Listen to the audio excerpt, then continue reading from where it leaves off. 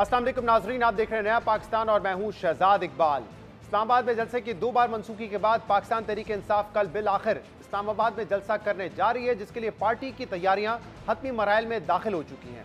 Party के मरकजी कायदीन अली अमीन गंडापुर, उमर अयूब और बैरिस्टर गौहर खुद जलसे के इंतजाम की निगरानी कर रहे हैं और आज इस सिलसिले में अली अमीन गंडापुर के इस्लामाबाद इंतजामिया के साथ राब्ते के बाद जलसे का मकाम तब्दील करके संजानी में मवेशी मंडी मुंतकिल करने का फैसला भी किया गया है।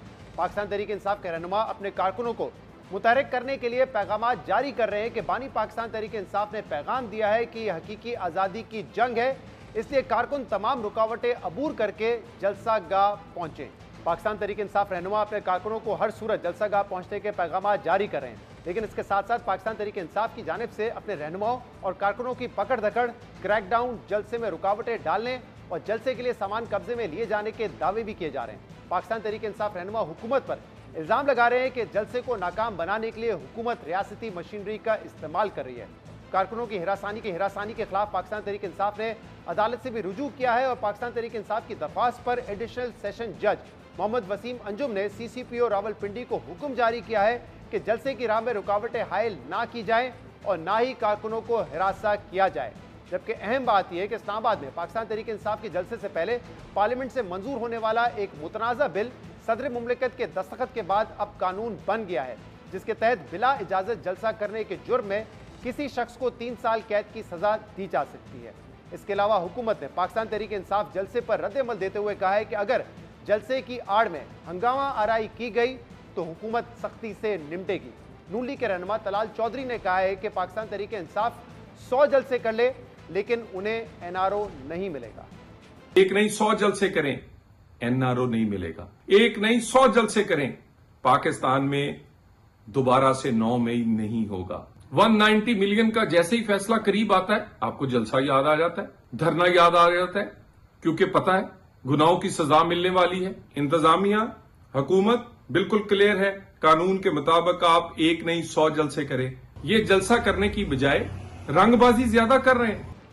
हुकूमत पाकिस्तान तहरीक इंसाफ के जलसे को NRO लेने की कोशिश करार दे रही है। इसके अलावा पाकिस्तान तहरीक इंसाफ के ऑफिशियल ट्विटर अकाउंट पर जारी होने वाले पैगाम में बानी पाकिस्तान तहरीक इंसाफ इमरान खान ने भी लोगों से अपील की है कि वो 8 सितंबर के जलसे में भरपूर शिरकत करें।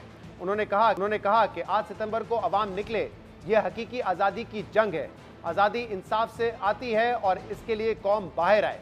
उन्होंने कहा कि मेरा इस मुल्क में जीना मरना है, मैं बाहर नहीं जाऊंगा। बानी पाकिस्तान तहरीक इंसाफ ने मजीद कहा कि मनी लॉन्ड्रिंग को खुली छूट दे दी गई है और अब इसे कोई नहीं रोक सकता। बानी पाकिस्तान तहरीक इंसाफ ने इल्जाम आयद किया है कि मोहसिन नकवी के $5 बिलियन बैरून मुल्क पड़े हैं, जबकि मरियम नवाज 4 मेफे फ्लैट्स की मालिक हैं। शहबाज शरीफ के 5 और आसिफ अली जरदारी के 8 रेफरेंस खत्म हुए हैं। बानी पाकिस्तान तहरीक इंसाफ ने मजीद कहा कि नैब के तफ्तीशी अफसर को धमकी नहीं दी, सिर्फ ये कहा था कि चेयरमैन नैब और नैब के तफ्तीशी अफसर पर केस करूंगा ताकि यह आइंदा लोगों को इंतकाम का निशाना ना बनाए। नैब के खिलाफ अदालत जाना चाहता हूं ताकि नैब के लोगों को भी खौफ हो। इमरान खान नैब के खिलाफ जाराना मौक़िफ़ अपना रहे हैं, जबकि उन्होंने अवाम से कल के जलसे में भरपूर शिरकत की अपील की है। पाकिस्तान तहरीक इंसाफ कल का जलसा करने में कामयाब हो सकेगी या मामलात कुछ और रुख इख्तियार कर सकते हैं, इस पर पाकिस्तान तहरीक इंसाफ का मौक़िफ़ जानेंगे। मगर पहले बात करते हैं जलसा गाह पर मौजूद हमारे नुमाइंदे हैदर शराजी से। हैदर शराजी, इस वक्त आप जलसा गाह पर मौजूद हैं, जरा बताइएगा पाकिस्तान तहरीक इंसाफ की जो तैयारियां हैं वो कहां तक पहुंची हैं और कुछ रहनुमा अभी भी ये कह रहे हैं कि हुकूमत रुकावटें खड़ी करने की कोशिश कर रही है। बैरिस्टर गौहर ने यह भी बताया कि उनके कुछ कारकुनान को गिरफ्तार किया गया है, क्या तफसीलात हैं इस हवाले से? देखिए जहाँ तक पार्टी कारकुनों की गिरफ्तारी और रुकावटों का ताल्लुक है, गुज़श्ता भी ये सिलसिला शुरू हुआ था जब बैरिस्टर गौहर और अपोजिशन लीडर उमर अयूब खान यहाँ संजानी आए थे और ये मवेशी मंडी जहाँ जलसा हो रहा है, इसके अलावा एक और जगह थी जहाँ पर वो इकट्ठे हुए थे, सामान वहाँ मुंतकिल किया गया था। लेकिन जब ये NOC दोबारा इस मवेशी मंडी की जगह पर जलसा मुनक़्क़द करने की इंतज़ामिया ने आकर इस हवाले से आगाह किया, तो इस दौरान सामान की मुंतकिली के दौरान हमने देखा कि पुलिस ने उमर अयूब को रोक लिया और यहाँ पर ये जो स्टेज की तैयारी के लिए सामान है, अब भी PTI के रहनुमा ये दावा कर रहे हैं कि एक ट्रक पुलिस की तहवील में है। लेकिन अगर अभी इंतज़ामात की बात कीजिए तो ये जहाँ पे अब जलसा होना है, इस जलसागाह की तैयारियां इस वक्त की जा रही हैं। स्टेज पर कंटेनर पहुंचा दिए गए हैं। जो आज रात स्टेज कहा जा रहा है कि रात 2 बजे के बाद स्टेज मुकम्मल हो चुका होगा और तहरीक तहफ़्फ़ुज़ आईन पाकिस्तान की क़यादत समेत PTI की सीनियर क़यादत भी यहाँ पहुँची है। और आज बैरिस्टर गौहर ने यहाँ जलसागाह का दौरा किया और इस दौरान उन्होंने जलसागाह के दौरे के बाद मीडिया से गुफ्तगू करते हुए ये कहा है कि हर सूरत में जलसा होगा। लेकिन उन्होंने एक और बात ये कही है कि हम वाज़े कर देना चाहते हैं कि सिर्फ ये जलसा होगा, किसी किस्म का मार्च का ऐलान नहीं होगा, ना ही यहाँ धरने की कोई बात होगी। 2 मरतबा उन्होंने ये बात दोहराई और गुज़श्ता रोज़ भी PTI के सीनियर क़यादत ने प्रेस कॉन्फ्रेंस में यही बात दोहराई थी कि किसी किस्म का लॉन्ग मार्च या धरना नहीं होगा, बल्कि सिर्फ जलसा करके हम मुंतशिर हो जाएंगे। अभी यहाँ PTI की सीनियर क़यादत जिसमें आज़म सवाती हैं, सेनेटर्स मुख्तलिफ जो थे वो यहाँ पहुँचे और जलसागाह का दौरा किया और इंतज़ामात का जायज़ा भी लिया। और इस हवाले से अली अमीन के भाई जो MNA हैं फैसल अमीन वो और इसके अलावा जो दीगर बिलाल एजाज हैं PTI के पंजाब से रहनुमा, वो सारे इंतजामात को देख रहे हैं। जी बहुत बहुत शुक्रिया। हैदर शराजी जलसागाह से हमें अपडेट कर रहे थे। इस पर हम मजीद बात करेंगे, जिसके लिए हमें ज्वाइन किया है बैरिस्टर सैफ ने, मुशीर हैं वज़ीर आला खैबर पख्तूनख्वा के। बहुत बहुत शुक्रिया बैरिस्टर सैफ, आपने हमें ज्वाइन किया। इससे पहले हम देख चुके हैं कि तहरीक इंसाफ ने अपना जलसा मनसूख किया था हुकूमत के कहने पे, और इससे माजी में तहरीक इंसाफ को NOC नहीं मिला था, लेकिन अब NOC मिल चुका है। क्या मुतमईन है जलसे की तैयारियों से, या अभी भी हुकूमत और इंतजामिया कोई रुकावटें पैदा कर रही है आपके लिए? देखें जी, इत्मीनान का तो कोई जवाज या कोई ऐसी बुनियाद नहीं है, वजह नहीं है कि हम मुतमईन हो सके। यकीनन हम ये जलसा कर रहे हैं, इसमें कोई शक नहीं है। हमारा भरपूर इरादा है और हम किसी किस्म की रुकावट ना कबूल करेंगे ना मानेंगे। हर तरह के हरबे के बावजूद जलसा तो इंशाल्लाह होगा ही होगा। लेकिन जहां तक इजाजत का NOC का ताल्लुक है, NOC इन्होंने 22 अगस्त को हमें दी, उसके बाद ये जगह चेंज करने पर तुले हुए थे। अब NOC आज की तारीख तक अभी तक एज वी स्पीक तो कैंसिल नहीं हुई, लेकिन मुझे तो ज़ाती तौर पर खदशा है कि कल जलसे से पहले ये NOC का कोई ना कोई रोला डालेंगे और कैंसिल करने की कोशिश करेंगे। लेकिन रुकावटें अमली तौर पर खड़ी की जा रही हैं। कल रात को हमारे कारकुनान जब वहां गए तो पुलिस ने जलसागाह से सारा सामान उठा के तरनोल थाने में शिफ्ट कर दिया। उसके बाद हमने एहतजाज किया तो सामान हम और लाए हैं। अब हम जलसागाह में, जो इन्होंने खुद ही हमें संगजानी के पास मैदान बताया है, वो कोई मवेशी मंडी है, तो वहाँ पे जलसा होने की तैयारियां की जा रही हैं, सामान, लाइटिंग, साउंड सिस्टम। लेकिन हालत यह है कि अभी भी खौफ और डर इतना है कि हमारे लोगों को रोकने की कोशिश की जा रही है, डिस्पाइट द फैक्ट कि हमें रूट प्लान भी दे दिया गया है। आज अभी जैसे हम अभी आपस में बात कर रहे हैं, हैदराबाद में हमारे काफिलों को रोका गया है। हमारे सिंध के सदर, उनके साथ सैकड़ों की तादाद में गाड़ियों के काफिला आ रहा है, उसको हैदराबाद में रोका हुआ है। खामखा में कि जी चेकिंग कर रहे हैं, तलाशी करें। तो इस तरह की रुकावटें ये कल भी डालेंगे। लेकिन मैं आपके प्रोग्राम की वसातत से इनको कहता हूँ, इंतजामिया को, कि खुदा का खौफ करे, होश के नाखुन लें। जितना आप रोकेंगे इतना ही हम ज्यादा कुव्वत के साथ आएंगे। इसलिए अमन और अमान की खातिर, मुल्की मफाद की खातिर कोई ऐसी कार्रवाई ना करें जिससे हमें भी मजबूर होकर फिर कोई ऐसा इकदाम करना पड़े जो कि नाखुशगवार हो। सैफ साहब, ये तो हम देखते हैं कि हुकूमत या इंतजामिया जब भी मुखालिफ का जलसा होता है कुछ ना कुछ रुकावटें खड़ी करने की कोशिश करती हैं, लेकिन अभी जलसे में तो 24 घंटे भी नहीं रह गए, फिर भी आपको ये क्यों शक है कि ये NOC ही कैंसिल कर देंगे? क्योंकि शहजाद साहब, माजी का किरदार जो है वो इंसान के आज का आईनादार होता है। मैं तो, वो कहते हैं ना, लामा इकबाल कहता है ना कि आईने अय्याम में आज अपनी अदा देख, तो मैं इनकी अदा इनको दिखाने के लिए आईने अय्याम की तरफ इशारा कर रहा हूँ कि माजी में अगर इन्होंने बेतमादी अपने ऊपर खुद ही पैदा करवाई है, एंड टाइम पर NOC कैंसिल करके और पुलिस को जलसागाह में बिठाकर, तो हमें डर है कि जिस तरह की ये हरकतें कल रात से हैं, हमें खदशा है कि ये करेंगे। मैं खदशे का इजहार कर रहा हूँ और साथ में इनको ये बता भी रहा हूँ कि अल्लाह करे कि मेरा ये खदशा दुरुस्त साबित ना हो और ये रुकावटें ना डालें, तो पुरअमन तरीके से जलसा हो जाएगा और कारकुनान वापस चले जाए। लेकिन अगर ये NOC मनसूख करते भी हैं तब भी जलसा करेगी तहरीक इंसाफ इस दफा? इंशाअल्लाह इंशाअल्लाह इंशाअल्लाह होगा जलसा और भरपूर और कामयाब हो। और लेकिन जो आप नताइज और नाखुशगवार हालात की जिम्मेदारी फिर इंतजामिया पे हो। हुकूमत ये कह रही है कि अगर तहरीक इंसाफ की तरफ से हंगामा राय हुई तो फिर हुकूमत सख्ती से निपटेगी। और दूसरा, तलाल चौधरी साहब ये कह रहे हैं कि आप एक नहीं 100 जलसे करें लेकिन आपको एनआरओ नहीं मिलेगा। जब भी वो कहते हैं कि 190 मिलियन पाउंड केस का फैसला होने के करीब होता है तो फिर जलसा याद आ जाता है, लेकिन इससे कोई रिहाई नहीं मिलेगी इमरान खान को, ना एनआरओ मिलेगा। शहजाद साहब, उनकी कोई ना इखलाकी और ना कोई अकली तोज़ी है उनके पास कि वो ये बात कर सके, क्योंकि उनके अपने लीडर्स, उनकी पार्टी के बड़े बड़े लीडर्स बजाते खुद वो खुद भी एनआरओ से ही मुस्तफीद शुदा हैं और आज बददियानती से इन ओहदों पर बैठे हैं जिन ओहदों पर पीटीआई के मुंतखब लोगों को, जिनको आवाम ने मुंतखब किया था 8 फरवरी को, उनको होना चाहिए था। तो इनकी तो ना मॉरल क्रेडिबिलिटी है, ना लीगल है, ना कॉन्स्टिट्यूशनल है। और आज ये जो फैसला इनके हक में आया है नैब के कवानीन में तरमीम का, उसके बाद तो इनके वारे निहारे हो गए हैं। आज तो इनके लिए खुशी का दिन है, जश्न मना रहे होंगे कि अब हमारी चोरियां जो है वो जस्टिफाइड हो गई हैं। तो लेकिन क्योंकि सैफ साहब मामला ये है कि वो जो कल फैसला सुप्रीम कोर्ट का है जिसके बाद सुप्रीम कोर्ट ने उन अमेंडमेंट्स को बरकरार रखा हुआ है कि जो 2022 में की गई थी, उसी बुनियाद पर आज पाकिस्तान तहरीक इंसाफ ने भी जो है दरख्वास्त डाल दी है, बल्कि इमरान खान के वकला ने दरख्वास्त डाली है कि इमरान खान का जो केस है 190 मिलियन पाउंड वाला, उसकी अब जुरिस्डिक्शन नहीं बनती है क्योंकि वो फैसला काबीना ने किया था और कोई शवाहिद नहीं कि उन्होंने मॉनिटरी बेनिफिट दिया था। तो फायदा तो इमरान खान भी हासिल करना चाह रहे हैं ना इससे। जी जी बिल्कुल, आपने बिल्कुल दुरुस्त किया और अच्छा है, मैं शुक्रिया अदा करता हूँ आपका कि आपने ये सवाल रेज किया। आपको याद है कि ये केस इमरान खान ने ही सुप्रीम कोर्ट में इसको चैलेंज किया था इन तरामीम को, और इमरान खान ही की अपील जो है वो रिजेक्ट हुई है। तो आप इमरान खान की इखलाकी जुर्रत और उसकी इखलाकी आला जो अकदार की वो अक्कासी करती है, उसकी ये पिटीशन, उससे अंदाजा लगा लें कि उसको पता था कि अगर ये उसकी एक्सेप्ट होती है पिटीशन तो उसको ज़ाती नुकसान होगा, लेकिन उसने उसके बावजूद अवामी मफाद में पिटीशन भी की, उसको परसू भी किया।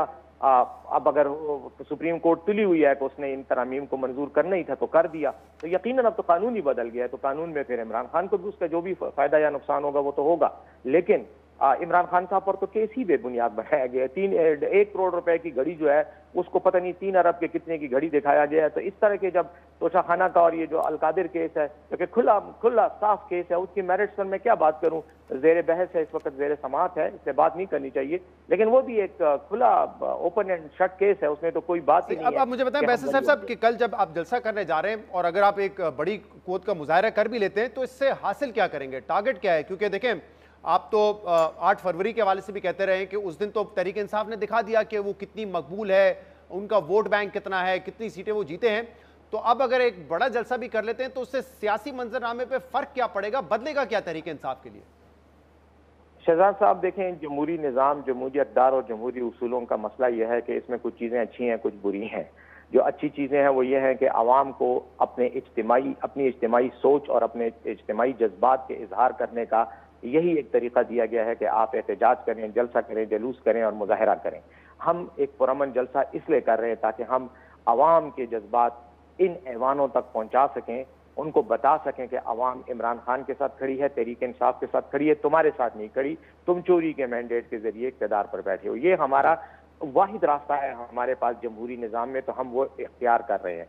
जहां तक ताल्लुक है इससे क्या फ़र्क पड़ेगा, तो देखें फ़र्क पड़ने का तो यह है कि आप मुसलसल अपने नुक्ते नज़र को उसको पुश करते रहते हैं, उसको उजागर करते रहते हैं और आवाम जो है आपके साथ खड़ी होती है। और जब भी जमहूरी निज़ाम के तहत इंतखाबात होते हैं तो उसमें आवाम आपका साथ देती है। तो हम तो वो अब एक्सरसाइज करेंगे, वो हमारे पास और क्या रास्ता है। अब हम ये तो कर नहीं सकते कि हम सड़कों पे लेट जाएं या सरकारी अमलाक को नुकसान पहुंचाएं या कोई ऐसी एहतजाजी तहरीक चलाएं जिससे हम ऑलरेडी मुल्क के जो बुरे हालात हैं, माशी मुसीबत है, उसमें मजीद बिगाड़ पैदा हो। तो हम तो इस्लाह के लिए निकले हैं, इस्लाह की कोशिश कर रहे हैं। इसीलिए बार बार आपके प्रोग्राम में ये मैं बात कर रहा हूँ कि हम इस्लाह चाहते हैं निज़ाम में, हमारे साथ जोर आजमाई ना करो, वरना इस जोर आजमाई का नतीजा। और वैसे सैफ साहब, पाकिस्तान तहरीक इंसाफ ने ओबियसली एक ऑपोजिशन का अलायंस भी इस वक्त है जिसकी सरबराही कर रहे हैं महमूद खान अचकज़ई साहब। आप लोगों ने बड़ी कोशिश की कि फजल रहमान साहब भी आपके साथ आके जुड़ जाएं, आपने खुद उनसे मुलाकातें की हैं और फजल रहमान साहब ने फिर इस बात पर इत्तफाक किया तहरीक इंसाफ के साथ कि ठीक है कोई लेजिस्लेशन होगी तो उस पर हम बैठेंगे, कमेटीज़ बैठेंगे, उस पर अपना लाएमल तय करेंगे। लेकिन उसके बाद हुकूमत ने इंगेजमेंट्स उनके साथ शुरू की और आपने अगर आखिरी तकरीर उनकी जो कौमी असम्बली की हो सुनी हो तो उसमें तो ऐसा लगता है कि जहां पहले वो कहते थे कि असेंबली जाली है, इनके साथ बैठेंगे नहीं, बात नहीं करेंगे, उन्होंने बड़ी लचक दिखाई है अपने मौकिफ में और कह दिया है कि अब यही असेंबली है, चाहे फॉर्म 45 वालों की हो या 47 वालों की हो, यही हुकूमत है, फैसले इन्होंने ही करने हैं और अगर हमारी भी कहीं पर ज़रूरत होगी रियासत को, पाकिस्तान को, तो हम भी उसमें सपोर्ट करने के लिए तैयार हो जाएंगे। तो अब आपकी कितनी उम्मीद है कि आगे जाके अपोजिशन अलायंस में फजल रहमान आपके साथ होंगे या अगर कोई लेजिस्लेशन आती है, कोई आईनी तरमीम आती है मिसाल के तौर पे, तो उसमें आपके साथ खड़े होंगे या हुकूमत के साथ खड़े होंगे? आपको क्या लगता है फजल रहमान साहब के बयान के बाद? तारीखी तनाजुर में अगर मौलाना फजल रहमान साहब की सियासत को और उनकी पोजीशनिंग को और उनकी पॉलिसीज को देखा जाए तो वो ना आपके साथ होते हैं, ना मेरे साथ होते हैं, ना हुकूमत के साथ होते हैं, ना अपोजिशन के साथ होते हैं, वो सिर्फ अपने साथ होते हैं। तो वो तो वहीं खड़े होंगे जहां उनको अपना फायदा नजर आ रहा होगा। अब ये बात मैंने बहुत ही एहतराम से उनके बारे में की है। अगर वो अपनी सोच 2 महीने पहले वाली, 1 महीना पहले वाली सोच को बदल चुके हैं और वो ये समझते हैं कि उनका मफाद उनको हुकूमत के साथ खड़े होने में नजर आ रहा है, तो मेरी तरफ से उन्हें मुबारक हो। लेकिन तारीख के धारे में, तारीख के तनाजर में उनके इस फैसले को जो है जिन अल्फाज में याद किया जाएगा वो अल्फाज मैं आपके टीवी स्क्रीन पर दोहराना नहीं चाहता। बहरहाल उनकी मर्जी है, वो उम्र के इस हिस्से में खड़े हैं और तहरीक उनकी इस हद तक है कि सूबा सरहद से तो खैबर पख्तूनख्वा से तो उसका खात्मा हो चुका है, वहां पे तो उनकी इतनी सीटें हैं कि सारी अपोजिशन मिलाकर भी जो है वो असम्बली का इजलास तक भी निकोजेशन कर सकती। बाकी अगर मांगे ताकि कि वो डील की सीटें लेना चाहते हैं और या खैबर पख्तूनख्वा की गवर्नरी पे उनकी नजर है या सेनेट की 2 सीटें लेना चाह रहे हैं, तो वो उनकी मर्जी है, वो उनको जरदारी साहब या शहबाज शरीफ साहब दे देंगे। तो डिपेंड करता है, आपकी चॉइस होती है कि आप तारीख में चंद दिन के लिए लाइट ऑन करना चाह रहे हैं या फॉरएवर जो है जिंदा रहना चाह रहे हैं। मेरे ख्याल में वो चंद दिन रोशनी में रहना चाह रहे हैं, उसके बाद शायद अंधेरे ही अंधेरे होंगे। आपको लगता है कि अगर वो हुकूमत को सपोर्ट कर रहे हैं तो वो सीटों की वजह से, कुछ वजारतों की वजह से करेंगे? यकीनन, वरना और क्या बात हो सकती है कि कल जिस स्टेज पे खड़े होकर वो हजारों लोगों के सामने उन कारकुनों से अहद ले रहे थे अपने कि हम आपकी हुकूमत के खिलाफ, इस जेली हुकूमत के खिलाफ जंग करेंगे, जदोजहद करेंगे, आज वो उसी हुकूमत के साथ बैठ गए हैं, तो इसका और क्या मतलब हो सकता है? यकीनन कोई सियासी मफाद, कोई दुनियावी मफाद जो है उसको लेकर अपनी जो उसूली सियासत है उसको कुर्बान कर रहे हैं। लेकिन उसकी वजह भी है, उसकी वजह शहजाद यही है कि हमारे मुल्क में जमहूरियत के नाम पे पार्टियां तो हैं लेकिन जमहूरी इखलाक और इक़्तिदार नहीं है। वरना अगर वो ये जमहूरी फैसले करते तो वो आज अपने उसी मौके पर कायम रहते जिस पे आज वो महीना पहले थे। चेंज उन्होंने इसलिए किया कि उनको अपनी जाती मफाद शायद नजर आ रहा है, और मेरे ख्याल में उस जाती मफाद की वजह सिर्फ यही है कि वो अपने खानदान से बाहर अपनी सियासत को देखते ही नहीं है। उनका या भाई सेनेटर बनेगा या उनका भाई दामाद, क्या नाम है, वो समधी जो है वो केपी का गवर्नर बनेगा, इसके अलावा और कोई नहीं है। कोई आम कारकुन तो जेयूआई का तस्वर भी नहीं कर सकता कि वो भी आकर। तो फिर आप यही समझे कि तहरीक इंसाफ अपनी कोशिशें, काविशें, जो मुलाकात का सिलसिला था फजल रहमान साहब के साथ या उनके दूसरे मेंबरान के साथ, वो खत्म हो गया, अब आगे नहीं बढ़ेगा? मैं देखें, सियासत में कोई बात हतमी और कतई नहीं होती। मैं इतना जरूर कहूंगा कि हम उस वक्त फजल रहमान साहब के साथ खड़े थे और हम खड़ा रहना चाहते थे और उनको अपने साथ खड़ा करना चाह रहे थे जब तक वो इस निज़ाम की हवाले से ये मौक़िफ़ रखते थे कि ये सीटें जो इन्होंने जीती हैं बददियानती से जीती हैं।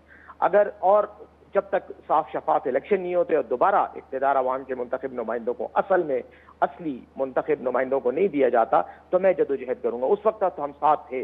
अब अगर मौलाना साहब ने वाकई अपनी पोजीशन मुकम्मल तौर पे चेंज कर दी, अपना बयानिया बदल दिया है, तो फिर मौलाना साहब के साथ हमारा आगे जाने का कोई सवाल नहीं पैदा होता। लेकिन एक बात मैं आपको बताऊं कि जरूरत का जहां तक ताल्लुक है सियासत में, मौलाना साहब की अल्लाह के फजलो करम से ना पहले हमें जरूरत थी ना आज है, लेकिन चूंकि वो बात कर रहे थे जो हम भी कर रहे थे, तो हमने एक अवामी मफाद की खातिर उन्हें कहा कि आप आए, हम साथ मिलकर ये बात करते हैं। अदरवाइज हमें जरूरत उनकी नहीं है। लेकिन सैफ साहब, जब पहले भी आप ये बात करते थे कि हम जो बात कर रहे हैं, फजल रहमान साहब भी वही बात कर रहे हैं, और हम आपसे सवाल करते थे इस पे कि उनका तो कहना यही है कि खैबर पख्तूनख्वा में हमें सीटें नहीं दी गई और बेनिफिशरी तहरीक इंसाफ है, तो फिर वो आपके साथ कैसे चलेंगे? लेकिन उस वक्त तो आप बड़ी उम्मीद का इजहार करते थे। उसकी वजह यह थी कि उस मुतालबे में जहां पे वो बेनिफिशरी की बात करते थे, वो उस इलेक्शन कमीशन पर भी एतराज उठाते थे, वो उस इंतखाबी निज़ाम और नताइज मुरतब करने का जो तरीक़ाकार था 8 फरवरी को, उस पर एतराज उठाते थे, जिस पर हम भी एतराज उठा रहे हैं। लेकिन हमने ये भी साथ साथ कहा था कि, और मौलाना साहब ने भी ये कहा था कि मैं दोबारा इंतखाबात की तरफ जाना चाह रहा हूँ, तो हम भी ये चाह रहे हैं कि नया इंतखाब हो। लेकिन हम ये भी चाह रहे हैं कि नया इंतखाब इस गंदे का नाकाम बदबूदार निजाम के तहत ना हो, वरना नताइज वही आएंगे जिनसे हम डर रहे हैं या जो हम नहीं चाहते या जिनके खिलाफ हम जदोजहद कर रहे हैं। अब अगर मौलाना साहब ने इस निजाम को ही एक्सेप्ट कर लिया तो इसका मतलब है कि वो गंदगी जिसकी तरफ वो इशारा कर रहे थे, वो उसका टोकरा उठा के उन्होंने अपने सर पे रख दिया है। बहुत बहुत शुक्रिया। बैरिस्टर सैफ हमारे साथ मौजूद थे। प्रोग्राम में एक ब्रेक शामिल करते हैं, इसके बाद हम मजीद बात करेंगे। हमारे साथ रहिएगा।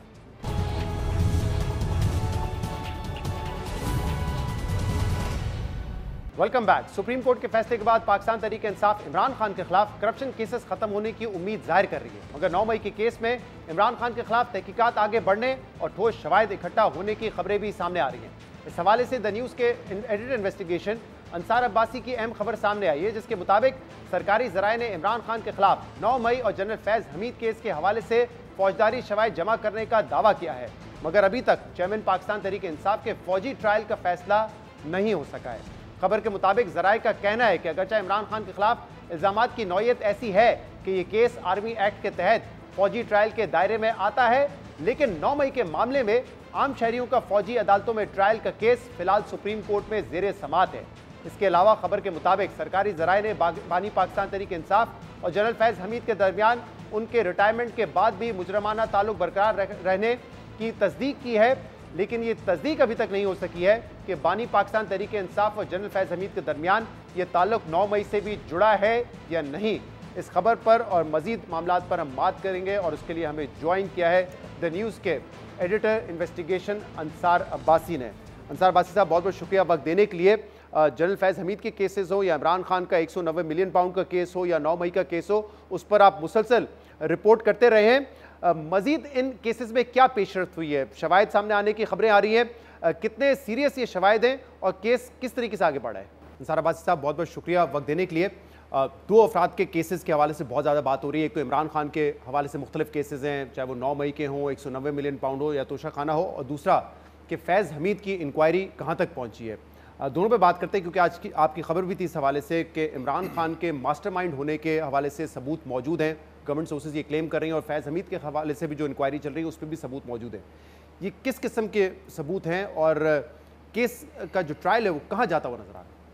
देखें, इसमें जहाँ तक मई 9 के हवाले से बात है तो ये डेफिनेटली क्लेम्स है। ज़ाहिर है हमने तो ना तो मैंने सबूत देखे ना आपने देखे।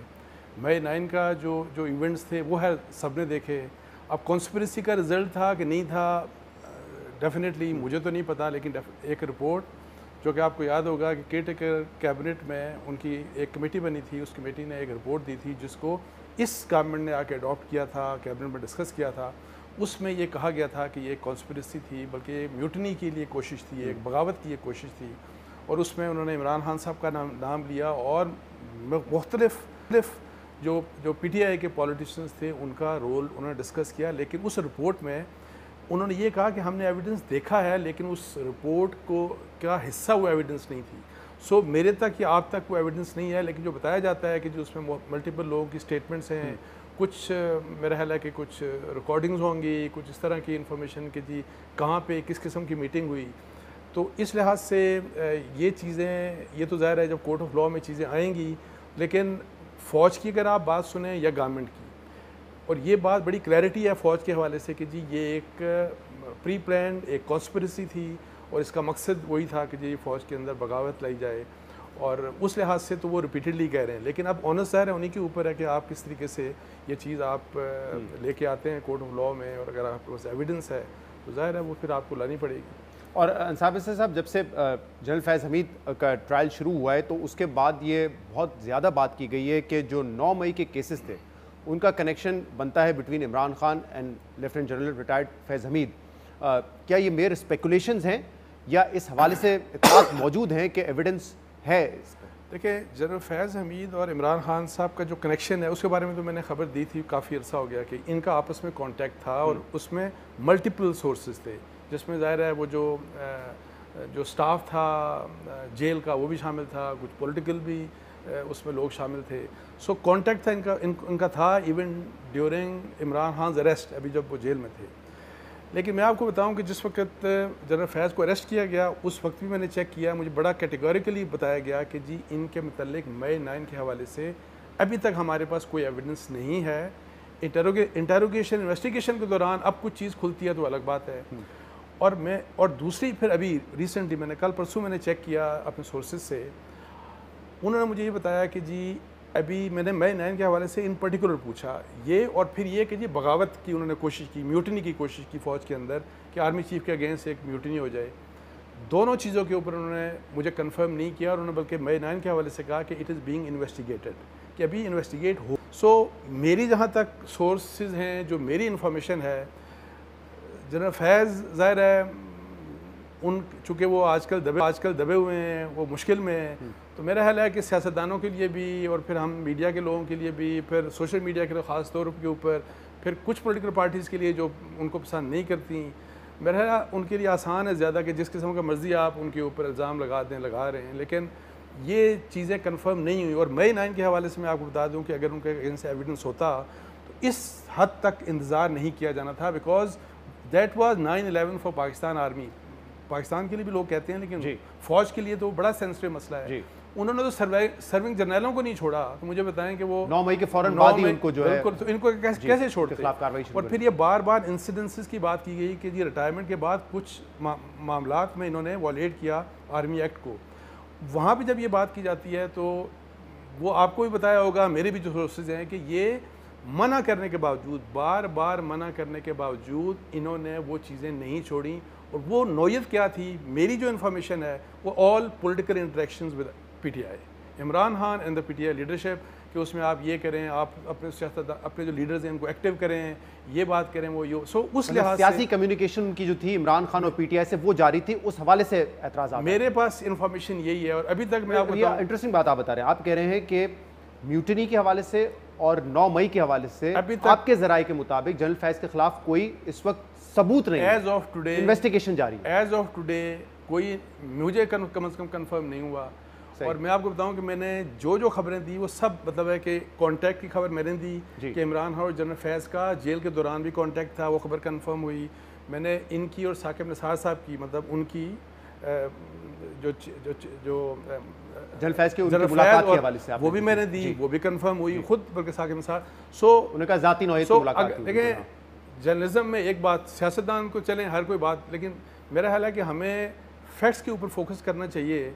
और किसी के मतलब अगर मेरा गुस्सा है या कोई मुझे पसंद है या नहीं है, उसमें मिक्स चीज़ें नहीं होनी चाहिए। मेरे और आपके जो हमारे जो इमोशंस हैं ना, वो मिक्स नहीं होने चाहिए। अच्छा अंसार वैसे साहब, क्योंकि जो 2 प्रेस रिलीज आई थी उसमें तो एक टॉप सिटी केस के बारे में जिक्र किया गया था, और ये क्या था कि पोस्ट रिटायरमेंट उनकी जो एक्टिविटीज़ थी वो जारी थी। और अभी 2 दिन पहले जो DG ISPR की प्रेस थी उसमें उन्होंने 2 बातें कही कि उन्होंने कहा हमारा एहतसाब का अमल बड़ा कड़ा होता है और ख़ुद एहतसाबी का अमल शुरू हो जाता है, और 2 चीज़ें उन्होंने कहा कि काबिल कबूल नहीं है। एक ये कि कोई शख्स सियासी फ़ायदे के लिए काम करे या ज़ाती फ़ायदे के लिए काम करे। उसमें जो लफ्ज़ इस्तेमाल किया गया कि सियासी अनासर की ईमा पर अपने हदूद से अगर तजावुज़ किया, तो आप कह रहे हैं कि ये 9 मई नहीं है, ये जो दूसरी सियासी एक्टिविटीज़ थी उससे मेरी जो इन्फॉर्मेशन है वो यही है। लेकिन जो DG ISPR ने एक बात की ना कि वही एहतसाब के निज़ाम की, तो मेरा सिर्फ एक क्वेश्चन है मेरा कि टॉप सिटी से मुतल्लिक जो इल्ज़ाम लगा वो 2019 में शायद लगा था, 17 में ये वाक़या हुआ था। अच्छा वाक़या, लेकिन 19 में ये चीज़ ये आ गई थी, मीडिया के ऊपर आ गई थी। तो बात ये है कि क्या उस वक़्त जब मुझे भी पता था, आपको पता था, टेलीविजन चैनल्स के ऊपर डिस्कस हुआ, तो क्या उस वक़्त ये फ़ौज को नहीं पता था? तो वो चीज़ एक्शन अगर उन्होंने ख़ुद किया था, जो कि मुझे लगता है ख़ुद किया था, तो उस वक़्त वो एक्शन क्यों नहीं लिया गया? मैं आपको इतना बता दूं कि अगर पोस्ट रिटायरमेंट इनकी एक्टिविटीज़ ऑब्जेक्शनेबल ना होती ना, तो मेरी ज़ाती राय में शायद टॉप सिटी वाला मसला नहीं खुलना था उस तरह से, जिस तरह से ये खुला है, डिस्पाइट सुप्रीम कोर्ट्स डायरेक्शन। मेरी ज़ाती राय में अगर वो रिटायरमेंट के बाद ये जो उनकी हॉबनॉबिंग रही PTI के साथ, अगर ये ना होती तो शायद ये नहीं खुलता, टॉप सिटी वाला मामला नहीं खुलता सुप्रीम कोर्ट की डायरेक्शन। मुझे ऐसा लगता है, वरना टाइम उस वक्त खुल जाता। ठीक, वरना तो देखें उस वक्त खुलना था। उसके बाद तो उनकी तरक्की भी रैंक्स में भी और उसके बाद ओहदे में भी हुई। तो अब जो ये बातें हो रही है, जो स्पेकुलेशन है कि क्योंकि जनरल फैज़ हमीद के और इमरान खान के कनेक्शन निकले हैं 9 मई के हवाले से, और इसलिए अब मिलिट्री कोर्ट ट्रायल हो सकता है इमरान खान का। आपने सुना हनीफ अब्बासी साहब ने इस हफ्ते पार्लियामेंट में बात की, इससे पहले डिफेंस मिनिस्टर हो या लॉ मिनिस्टर हो, वो भी इशारा दे चुके हैं कि इमरान खान का मिलिट्री कोर्ट में ट्रायल हो सकता है, क्योंकि ये कनेक्शन साबित हैं, उसके एविडेंसेस हैं। तो आपकी इतलात क्या है, क्या इमरान खान का मिलिट्री कोर्ट में ट्रायल होगा? देखें, एक तो कनेक्शंस के ऊपर तो मैंने बता दिया ना कि मई 9 के हवाले से मेरी इन्फॉर्मेशन वो नहीं है। इवन जो आप डिफेंस मिनिस्टर की बात कर रहे हैं, मुझे याद पड़ता है कि शाहजेब ने उनसे पूछा उनके शो में कि आपके पास कोई एविडेंस है, तो उन्होंने वहाँ पर गोल मोल सी बात की, हो सकता है उन्होंने। हाँ, तो देखें मेरा ख्याल है कि जो मिनिस्टर्स हैं, आम पॉलिटिशियन जो मर्जी बात करें, बल्कि उनको भी जो मर्जी बात नहीं करनी चाहिए। अगर कोई बात मिनिस्टर्स की तरफ से, गवर्नमेंट्स की तरफ से आनी चाहिए तो विद फुल रिस्पॉन्सिबिलिटी आनी चाहिए। अच्छा, अब ये है कि उनका होगा कि नहीं होगा, तो ये बात मैंने पूछी। एक तो ये कि जी, चूँकि आपको पता है कि जो सिविलियंस का ट्रायल का मसला है वो ऑलरेडी पेंडिंग पड़ा है सुप्रीम कोर्ट ऑफ पाकिस्तान में। सो देखा जा रहा है सुप्रीम कोर्ट ऑफ पाकिस्तान की तरफ क्या फ़ैसला करते हैं। लेकिन अभी तक 9 मई के हवाले से जितने भी पॉलिटिकल लीडर्स PTI के जो आप देख लें, सेकंड ईयर लीडरशिप जो पकड़ी गई, कुछ जेलों में, कुछ छुट गए, किसी एक को भी मिलिट्री के हवाले नहीं किया गया। आप सबका देख लें, बेशक एजाज चौधरी हों, महमूद रशीद हों, ये डॉक्टर साहिबा हैं, किसी को भी वहाँ नहीं भेजा गया। वो नॉर्मल आम लोग थे। अगर आपने जो सेकंड टियर लीडरशिप को वहाँ पे नहीं भेजा तो आप, मेरा ख्याल है कि फ़ौज को इस बात की भी वो सेंसिटिविटी है और गवर्नमेंट को भी होगी कि इमरान खान को अगर आप फ़ौज के हवाले करते हैं तो इट विल मेक, मतलब है कि वर्ल्ड, पूरी दुनिया के लिए खबर बनेगी और डिफरेंट किस्म के प्रेशर्स आएंगे, बिकॉज यहाँ पे तो आम सिविलियन के मिलिट्री ट्रायल के ऊपर क्वेश्चंस उठाए जा रहे हैं। और अगर आप इमरान खान, अब मुझे अच्छा लगे, आपको अच्छे ना लगे, हमें अच्छे लगे या ना लगे, this is irrelevant. Imran Khan he has been prime minister of Pakistan, वो पाकिस्तान के फॉर्मर प्राइम मिनिस्टर हैं और पाकिस्तान की सबसे बड़ी पॉलिटिकल पार्टी के लीडर हैं। हम कोई माने या ना माने, पीटीआई तो सबसे बड़ी पार्टी है अब। तो अब मुझे बताएं कि ऐसे शख्स का अगर मिलिट्री ट्रायल करते हैं तो उसकी कुछ पॉलिटिकल इम्प्लीकेशन, फॉलोआउट्स होंगी और फॉलोआउट्स में उसके ऊपर फ़ौज के मतलब भी, गवर्नमेंट के मतलब भी और पाकिस्तान के मतलब भी। सो मेरा ख्याल है ये सब चीज़ें कंसिडर करके किया जाएगा। ये जो है ना कि आज गए इमरान खान, यो कल चले गए या फैसला हो गया, बहुत से लोगों ने कहा कि ये तो फैसला हो गया, तो मेरी इन्फॉर्मेशन है कि कोई इस किस्म का भी, किसी किस्म का भी इस किस्म का फैसला नहीं हुआ और ये चीज़ें देखी जाएंगी। सही। इसके अलावा इमरान खान के ऊपर 190 मिलियन पाउंड का केस भी है जो बिल्कुल अब आखिरी लम्हात में पहुँच चुका है, तोशाखाना का भी है। अब तोशाखाना केस के हवाले से तो पाकिस्तान तहरीक इंसाफ के चेयरमैन गौहर अली खान साहब, उन्होंने कल कहा कि क्योंकि ये 50 करोड़ से कम का है तो इसका तो जुरिस्डिक्शन ही नहीं बनती नैब की। और आज 190 मिलियन पाउंड केस में भी पाकिस्तान तहरीक इंसाफ ने, इमरान खान के वकील ने उनके लिए दरख्वास्त दायर कर दी है कि जुरिस्डिक्शन नहीं बनती। और दो उनकी आर्ग्यूमेंट्स हैं। एक तो ये कि क्योंकि इस फैसले को काबीना का कवर हासिल था, 3 दिसंबर 2019 में ये काबीना में गया था, और दूसरा वो कह रहे हैं कि क्योंकि इमरान खान ने कोई ज़ाती बेनिफिट नहीं लिया तो इसलिए जो अमेंडमेंट 2022 में की गई थी, जिसको कल सुप्रीम कोर्ट ने बरकरार रखा है, उस वजह से ये जुरिस्डिक्शन नहीं बनती है और उनकी बरियत के हवाले से उन्होंने अपील कर दी है। देखें इसमें देखें अगर आपने 190 मिलियन का केस देखा और फिर अलकादर यूनिवर्सिटी का, बिकॉज ये इंटरकनेक्टेड है, जिस तरह से भी कैबिनेट मेंबर्स ने क्या कहा कि फ़ैसला कैसे हुआ, बंद लिफाफा था, ये वो व्हाटएवर जो भी है, उसके बाद बेनिफिट ये था कि आपने अलकादर यूनिवर्सिटी का कोई 450 कनाल ज़मीन उन्हीं से ली, टाइकून है, उनसे आपने ज़मीन ली। सो क्या ये कॉन्फ्लिक्ट ऑफ इंटरेस्ट का केस नहीं बनता? क्या कोई गेंस हैं कि नहीं है? ये एक डिफरेंट चीज़ है। लेकिन अदरवाइज़ मैं आपको बताऊँ कि अब नहीं मुझे पता कि इसका क्या होगा, फ़ैसला क्या करेगी, लेकिन मैं आपको इतना बता दूँ कि पाकिस्तान का जो जुडिशल सिस्टम है ना, बहुत सी खराबी हैं हमारे मुल्क में। हम इस्टेब्लिशमेंट की बात करते हैं, बड़ी ख़राबी है हमारे सियासतदानों में, बहुत बड़ी ख़राबी, जो सबसे बड़ी ख़राबी है ना, जिसको हमें एड्रेस करना चाहिए, वो हमारी अदलिया की खराबी है। हमारे अदालती निज़ाम ने आज तक किसी भी, आप मुझे कोई एक मिसाल दे दें, किसी एक पॉलिटिशियन को इन्होंने फाइनलिटी तक, मतलब सुप्रीम कोर्ट तक, किसी को कन्विक्शन इन्होंने की हो, किसी से एक धेला कभी रिकवर किया हो। पॉलिटिकल डिसीजंस दिए जाते हैं, मतलब है कि बड़ी बड़ी चीज़ें कही जाती हैं, मीडिया के कंजम्पशन के लिए की जाती हैं। पूरी आप छोड़ दें फ़ौज क्या कहती है, इमरान खान साहब क्या कहते हैं, वो कहते हैं मेरे साथ भी ज़ाहिर है अदलिया ज़्यादती कर रही है, जिनको सजाएं हुई हैं वो भी बाद में ओवरटर्न हो गई है सब। अच्छा, आप देखें कि इस मुल्क के किसी भी आम शख्स से पूछें इस मुल्क की अदलिया के बारे में उनका क्या ख्याल है। 130वें नंबर पे मैं तो हैरान हूँ, जो हमसे पीछे मुल्क हैं, पता नहीं वहाँ पे किस किस्म की अदलिया होगी, वहाँ क्या हाल होगा। तो मैं आपको बताऊँ कि आप अपने आप को जो मर्जी समझें और फिर अपने बारे में आपका कोई फ़र्ज़ करें कि सोशल मीडिया के ऊपर कोई चीज़ आती है ना, सब इकट्ठे हो जाते हैं और फिर कंटेंट भी लग जाती है। मुझे आप बताएं, और वो कबीरा गुनाह समझा जाता है, कबीरा गुनाह ही होगा। मुझे आप बताएं कि आपके बारे में सोशल मीडिया में बात होती है, सहाफ़ियों के बारे में, सियासतदानों के बारे में, आम लोगों के बारे में जब होती है, तो उनके केसेस जब जाते हैं, वहाँ किसी बंदे को पकड़ा जाता है, वहाँ पे जब वो अदालत में जाता है तो कहते हैं फ्री स्पीच है और ये हुआ है। सो अगर कबीरा गुनाह वो आपके लिए है तो कबीरा गुनाह सबके लिए होना चाहिए। तवज्जो होनी चाहिए पाकिस्तान के जुडिशल सिस्टम को इम्प्रूव करने के लिए, जो कि अनफॉर्चुनेटली सियासी फैसलों के ऊपर सारा फोकस, सारा एम्फसिस होता है। आम लोग बेचारे सारे के सारे किसी से पूछ रहे हैं पाकिस्तान को कि एक बंदा मुझे बता दें जिसको एतमाद हो इस पाकिस्तान के अदालती निज़ाम के ऊपर। बहुत बहुत शुक्रिया, बहुत बहुत शुक्रिया अंसार अब्बासी साहब हमारे साथ प्रोग्राम में। एक ब्रेक शामिल करेंगे, इसके बाद हम मज़ीद बात करेंगे, हमारे साथ रहिएगा। Welcome back. सुप्रीम कोर्ट के नैब तरामीम बहाल करने के फैसले के बाद पाकिस्तान तहरीक इंसाफ जहां सुप्रीम कोर्ट के फैसले पर तनकीद करके उसे NRO 2 करार दे रही है और बानी पाकिस्तान तहरीक इंसाफ इन तरामीम को तबाही का रास्ता और चोरी माफ करने के मुतरादिफ करार दे रहे हैं, वहीं पाकिस्तान तहरीक इंसाफ ने इन तरामीम और सुप्रीम कोर्ट के कल के फैसले की बुनियाद पर इमरान खान के लिए एहतसाब अदालत से कानूनी रिलीफ मांग लिया है। और इसी फैसले के बाद पाकिस्तान तहरीक इंसाफ की जानिब से इमरान खान की बरियत और रिहाई की उम्मीदें लगाई जा रही हैं।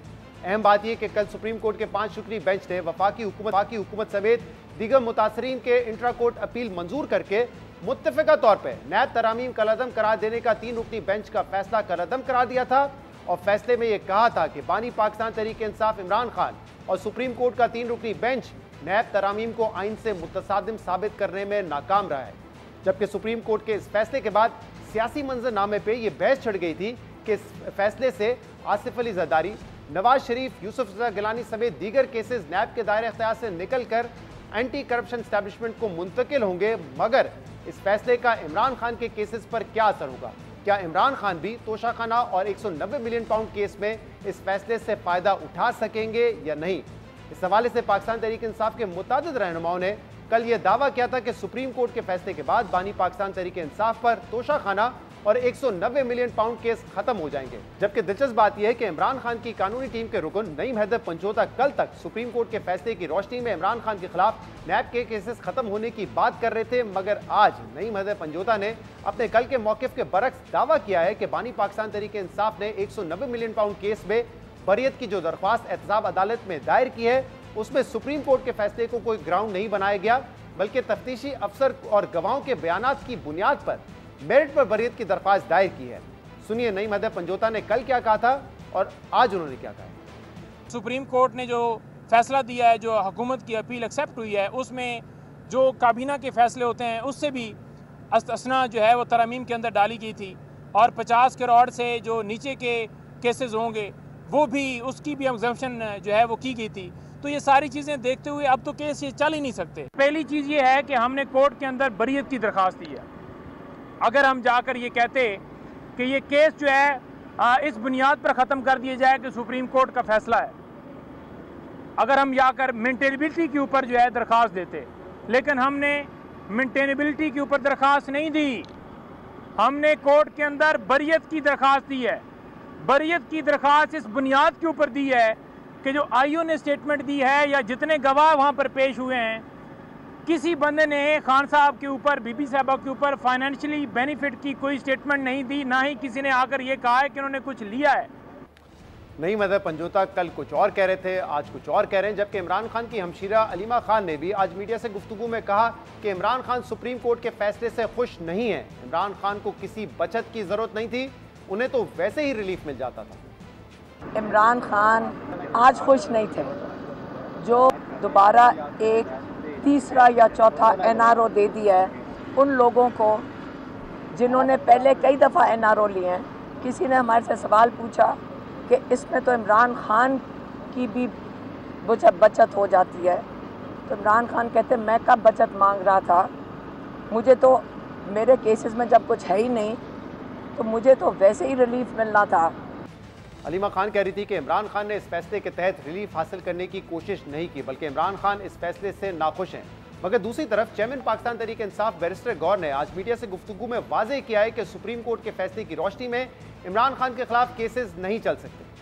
तो शाखाना 2 चल नहीं सकता क्योंकि उसमें 50 करोड़ से कम की एलिगेशन है। जहाँ तक अलकादिर का है तो अलकादिर में ये लिखा गया था, उस लॉ में ये था कि कैबिनेट के जो डिसीजन है वो इम्यून है। और अगर मिसयूज ऑफ अथॉरिटी नेब तरमीमों की भी बात करूँ जिसमें सुप्रीम कोर्ट की जजमेंट आई है, उसमें यही लिखा था कि अगर कैबिनेट की डिसीजन है तो वो नेब नहीं देख सकती, और अगर कोई डिसीजन में वो मिसयूज ऑफ अथॉरिटी का पावर एलिगेशन में किया गया है तो वो उस वक्त तक नहीं चलेगा जब तक पर्सनल गेन किसी ने ना लिया हो। और हमारा ये अल्हम्दुलिल्लाह इस केस में प्रोसिक्यूशन के गवाहों ने एडमिट किया था कि इसमें कोई पर्सनल गेन नहीं है, इसमें कोई करप्शन नहीं हुई है।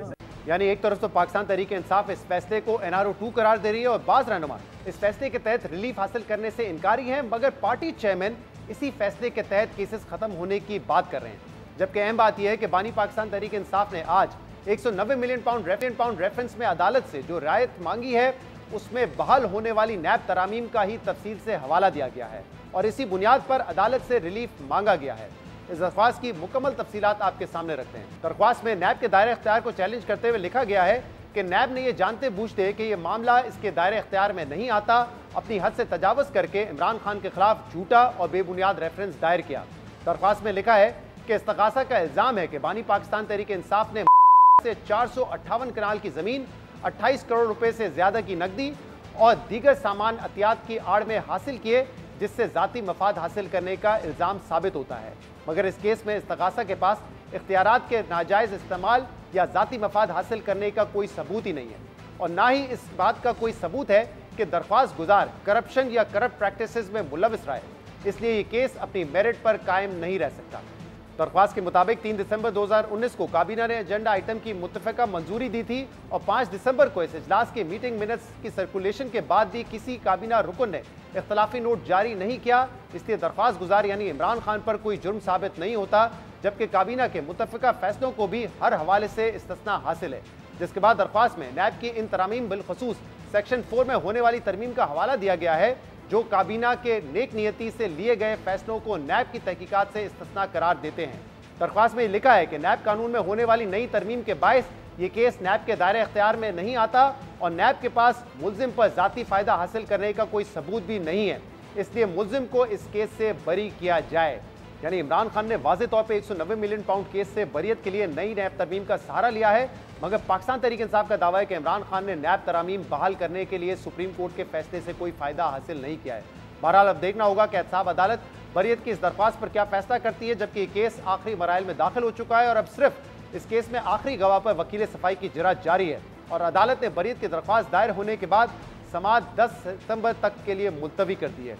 इन तमाम मामलों पर हम बात करेंगे और उसके लिए हमें ज्वाइन किया है इमरान खान की कानूनी टीम का हिस्सा है नईम हैदर पंजोता। नईम पंजोता साहब, बहुत बहुत शुक्रिया ज्वाइन करने के लिए।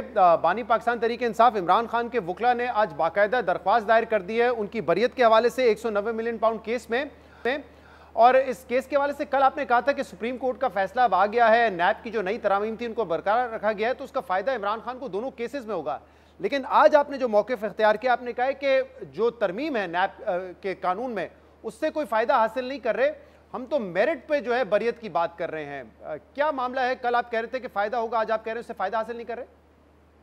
देखिए, बात यह है कि इस केस की अगर बात की जाए ना, तो इस केस के अंदर सबसे पहले आपने देखना यह है कि ये केस किस स्टेज के ऊपर, कादिर ट्रस्ट के आखिरी गवाह के ऊपर क्रॉस एग्जामिनेशन हुआ है, और उस केस के अंदर अगर देखा जाए तो जितने गवाह पेश हुए हैं, चाहे वो आजम खान हो या वहाँ पर परवेज खटक हो या जुबैदा जलाल, तो उन तमाम ने जो गवाही दी है, ना खान साहब के ऊपर उन्होंने ये कहा है या बीबी साहब के ऊपर कि उन्होंने कोई फाइनेंशियल बेनिफिट ली है, ना वो जो इल्ज़ाम लगाया गया था वो साबित कर पाए।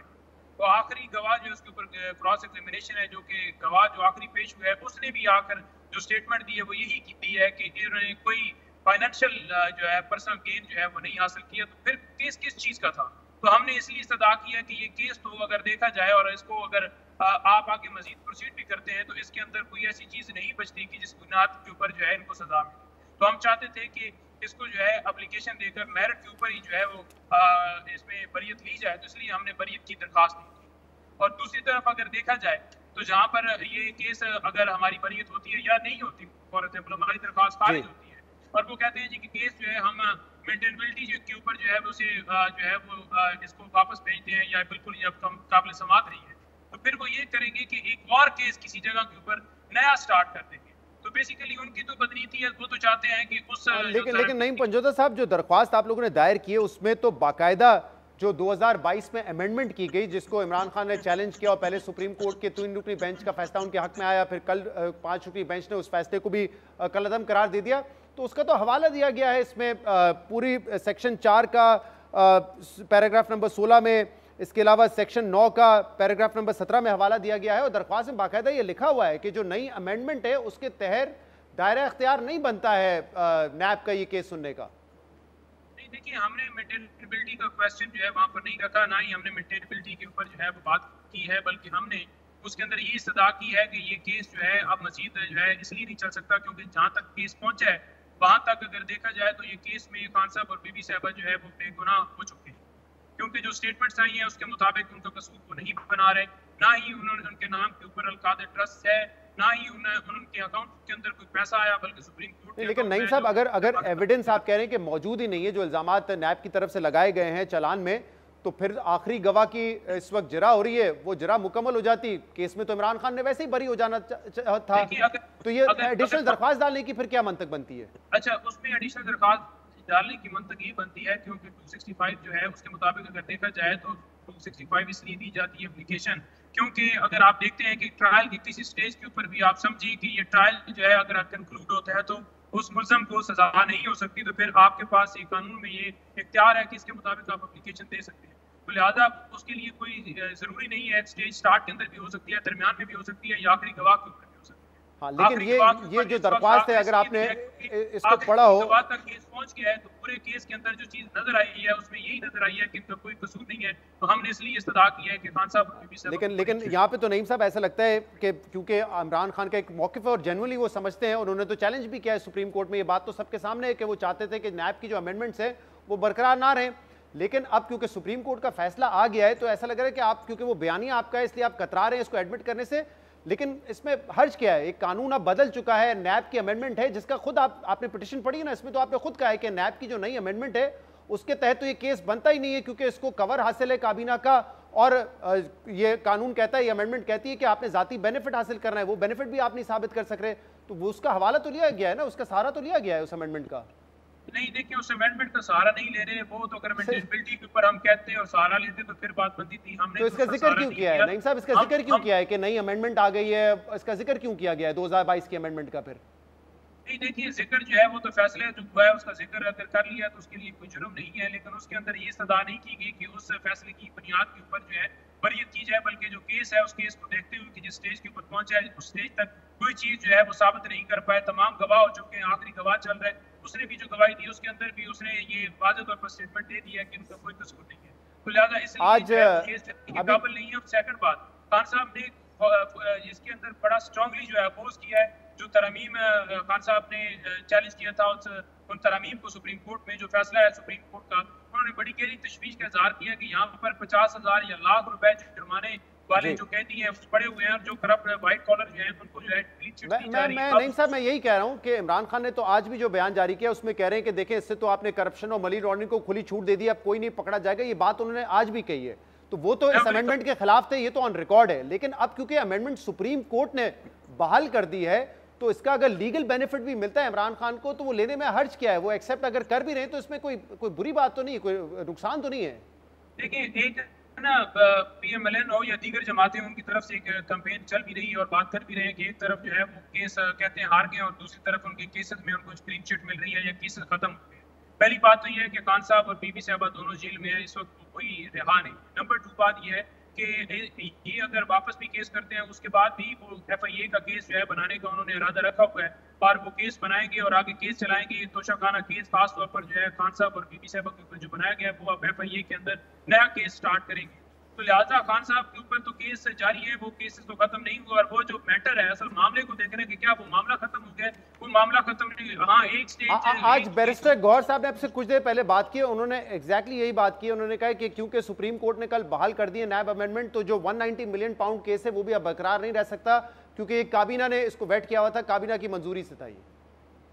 देखिए उसके मुताबिक उन अमेंडमेंट्स के मुताबिक वो बरकरार नहीं रह सकता, लेकिन हमने बरियत की दरख्वास्त दी है क्योंकि हमने देख लिया है कि केस अगर चलता भी है तो इसके अंदर सजा नहीं हो सकती, तो हमने उसको देखते हुए दी है। दूसरी तरफ अगर बताया हूँ मैं आपको तो खान साहब के ऊपर केसेस फिर भी बनाएंगे, एक फॉर्म जो है वो चेंज हुआ है, अदरवाइज जो उन्होंने एक गुनाह बनाया हुआ है वो तो उन्होंने नहीं उसके ऊपर जो है वो कहा कि अब आपके ऊपर नया केस नहीं बनाया जाए। अच्छा वैसे मुझे बताएं कि मेरिट पर भी अगर आपके दीगर रहनुमा और 164 के बयान में तो खुद परवेज खटक भी ये कह चुके हैं कि एक बंद लिफाफे में मामला आया था, एजेंडा आइटम पर भी नहीं था, और वैसे भी जो चालान बना गया है उसमें अगर आप देखें तो काबीना का फैसला बाद में हुआ है लेकिन जो मुआहदा किया गया था वो पहले कर लिया था, पैसे भी सुप्रीम कोर्ट में पहले आ गए थे, तो काबीना ने तो अप्रूवल बाद में दिया है, तो इस केस की मेरिट भी आपके हक में कैसे जाती है? देखिए 3 चीजें थी। परवेज खटक साहब ने जो बयान दिया था, परवेज खटक के बयान के मुताबिक उसने ये कहा था कि जो वहां पर काबीना में आया था, लिफाफा आया था, वो जो है किसने पेश किया था? शहजाद अकबर ने। खान साहब को उसने पूरी स्टेटमेंट के अंदर नाम ही नहीं दिया, तो बेसिकली तो खान साहब के ऊपर केस बनाया गया था कि इन्होंने पेश किया। नंबर 2 बात ये रहेगी कि जुबैदा जलाल ने बयान दिया कि गुडविल के अंदर मैंने कर दिया। तीसरा आजम खान था, आजम खान ने कहा कि मेरे सामने ओपन नोट आया, यानी कि बंद लिफाफा आया ही नहीं, तो केस ही फिर नहीं रहेगी। इसी तरह से नहीं, लेकिन ये बात तो बड़ी सीरियस है ना कि काबीना का अप्रूवल बाद में होता है लेकिन पैसे लंदन से आ जाते हैं सुप्रीम कोर्ट के अकाउंट में और काबीना का अप्रूवल बाद में होता है। ये जो इस्तिस्ना है ये तो उन लोगों के लिए है ना कि काबीना ने कोई फैसला किया हो और उसके बाद उसकी इम्प्लीमेंटेशन भी हो।